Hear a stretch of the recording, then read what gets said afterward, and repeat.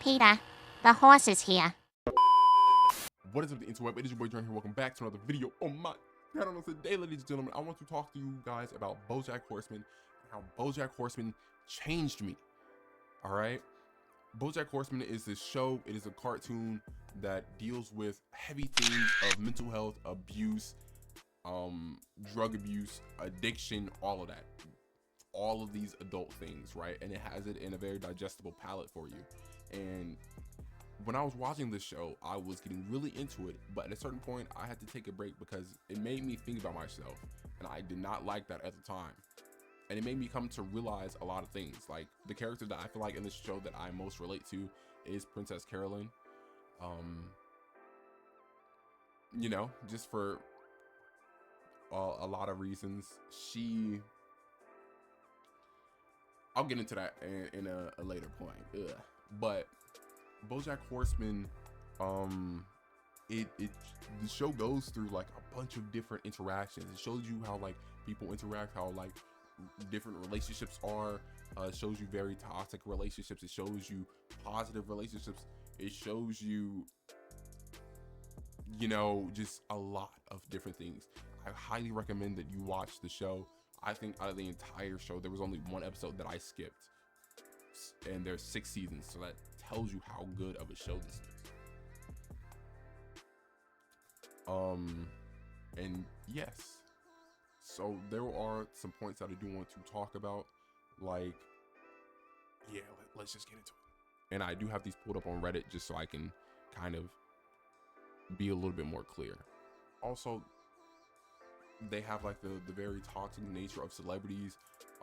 They give examples like how BoJack is and how he interacts with like the public. He's very toxic. He believes that everything should just come to him because he's BoJack Horseman.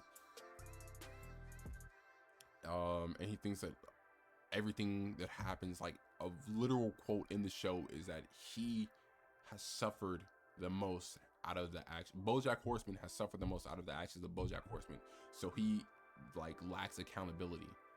BoJack Horseman like opened my eyes to a lot of things. For example, Princess Carolyn, I'm gonna say how this instance genuinely changed me. So Princess Carolyn and BoJack, they were in a, I want to say friends with benefits, but not really too committed relationship for like 15 years. It was an on and off relationship for 15 years. And Princess Carolyn had said, like that she loved BoJack for 15 years. And you only get that type of love when you're young. And BoJack couldn't really choose her. He couldn't even say that he loved her. And I thought that that's deep, bro. That's deep. And I was like, dang. It made me think about a lot of stuff. You know, I'm not gonna go too deep, but it made me think about a lot of stuff. And also, I really resonate with Princess Carolyn's character because when things go bad, she doesn't like to sit and grovel. Now, at some points, I do get very depressed, you know, the phase of depression on some stuff, but I don't like to sit and wallow in my depression unless it's that bad to where I feel like I can't do anything. But for the most part, I will try to do things for myself, or I will try to do things for other people. Like if my friends want me to show up, I'm going to come out even if I don't want to. My friends need help with something, and I'm depressed, I'm going to go out and do something, because doing something for other people kind of makes me feel better. And I guess that is very selfish in a way, but I feel like if I can make somebody else happy, then seeing them smile kind of makes me happy. So is it really selfish? A little bit, but at the same time, I'm doing a good deed, you feel me? My work ethic. So Princess Carolyn has an insane work ethic, all right? She took a vacation, only like one real vacation in the show because she needed it, you know? She needed it. She was working her butt off for 15 years. She was putting in this work, well, probably for more than, I think it was around 15 years or whatever, because that was when she started becoming a BoJack agent. But she was putting in this hard, grueling work, you feel me? And I feel like that's kind of how I am. I can pump out as much content as I want to, but I'm going to get a immense burnout and not want to return to it. I.e. my gaming channel, bro. I wasn't that consistent, but I was still pumping out content, and I started to not enjoy playing games, and I don't post on that channel no more. It's been 10 months. And yes, that's kind of how I am. Princess Carolyn definitely made me understand myself a lot more. It made me like realize a bunch of things and like the direction of my life and how I wanted things to play out.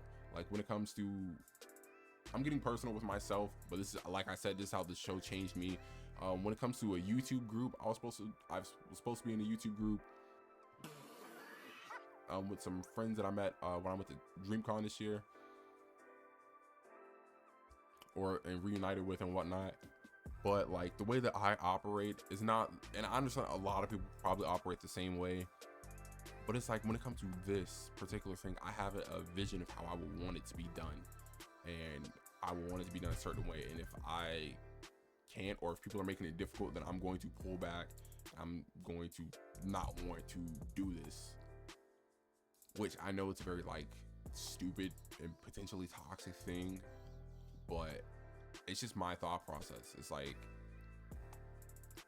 you know, why am I about to put forth effort into this and try to create it to be something if people, you know, don't. Hopefully nobody watches this video. If you do, you know, you can hit me up. We can talk about the text messages, but not. But yeah, and things of that nature. I'm rambling so hard. I'm sorry.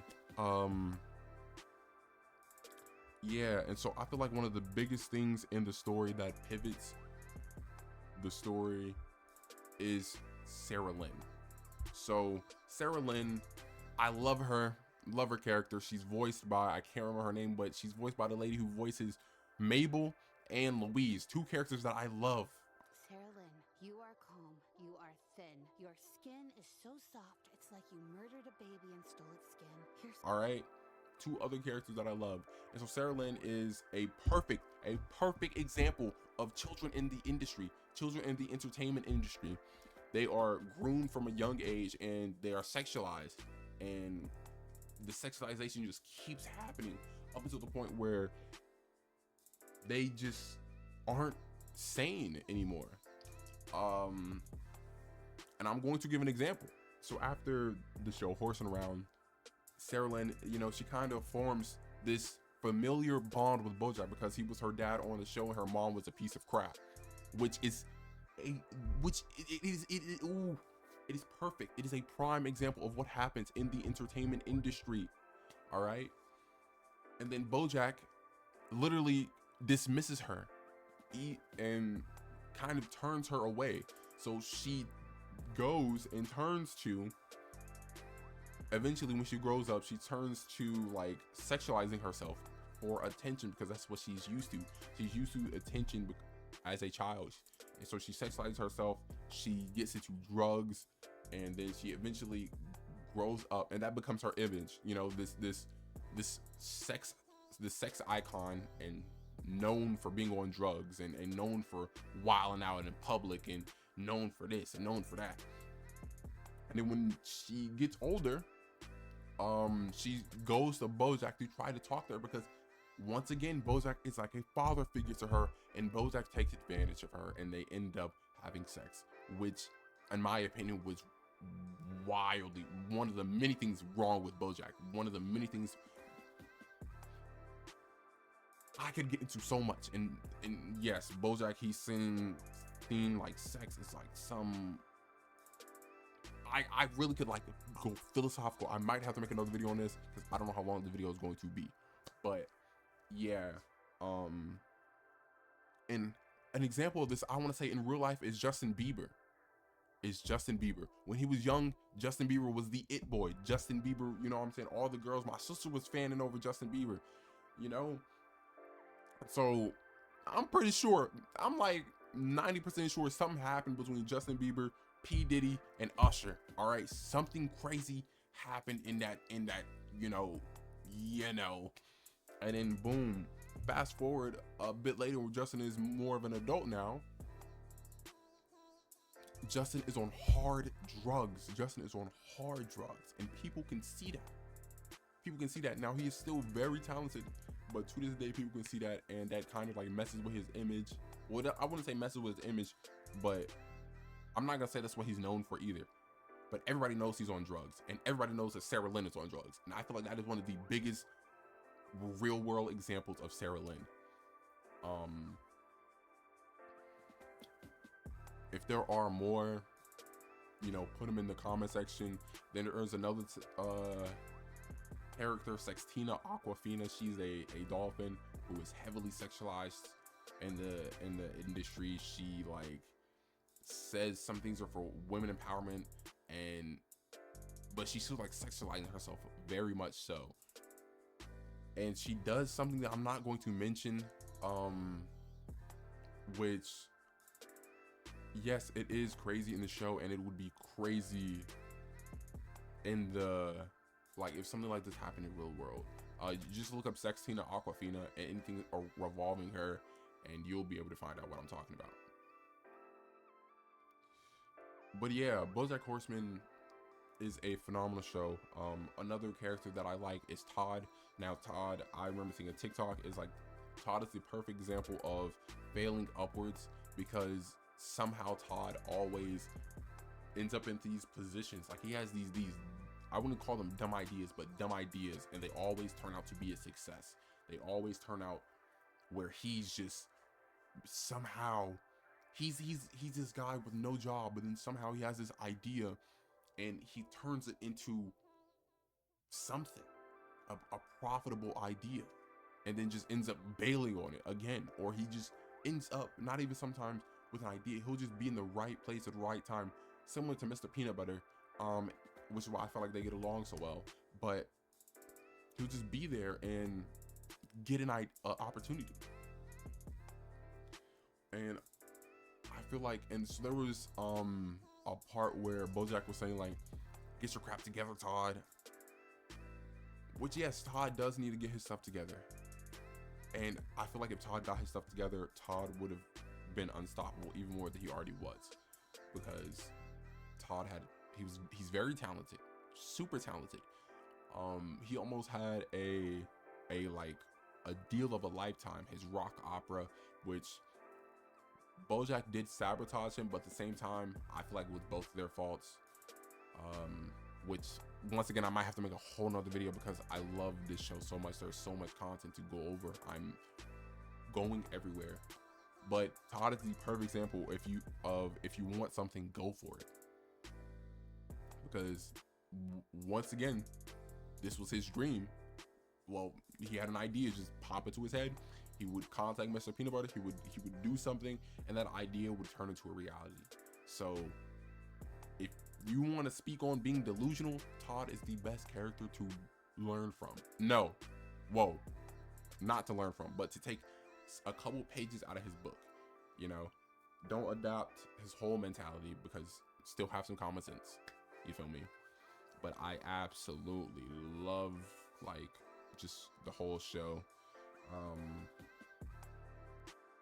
And one thing also with Todd was that he came out as asexual, which I thought was cool. Like, I didn't like Todd was already a very likable character for me. And when he came out as asexual, it wasn't like a surprise, because I'd never seen Todd as like the type to be like interested in girls like that. And then Todd found another, like, he made a asexual dating app. And so initially he had found this one girl named, I think her name was Yolanda, but Todd and her didn't mesh well. She was trying to change Todd, which I feel like that's another perfect example of relationships. Like, if your partner is trying to change you or change too much of you, this is a sign that you are not, like, meant to be with each other. You feel me? So, and then Todd, yeah, so BoJack, this is how Todd and Maud, I think that's her name, I don't know, but this is how they meet. So BoJack knows about the app at this point, and BoJack goes to a airport. He's going to an airport because he's about to take a flight to go do something. This is in season, I want to say 5. And so BoJack goes to like this coffee shop. He sees this girl, and he notices that, like, she kind of acts like Todd. And so he's like, oh, well, there's this app that I think you should try. And essentially BoJack hooks up Todd and Maud without directly telling Todd. So I feel like that's one of the good actions. BoJack does do a lot of good in the show, but he also does a lot of wrong. So yeah, and Todd and Maud, like their relationship, I think is very cute. We didn't get too much of it, unfortunately, because I feel like the last season was a bit rushed. But for what it was and what we've seen, it was very, very cute. I think I'm going to end the video here. There will be a part 2 to this. The part 2 hopefully will be a lot more organized, but you guys know me, I don't organize nothing. You feel me? I'm a very go with the flow with my videos. Ooh, I don't get those bars, but yeah.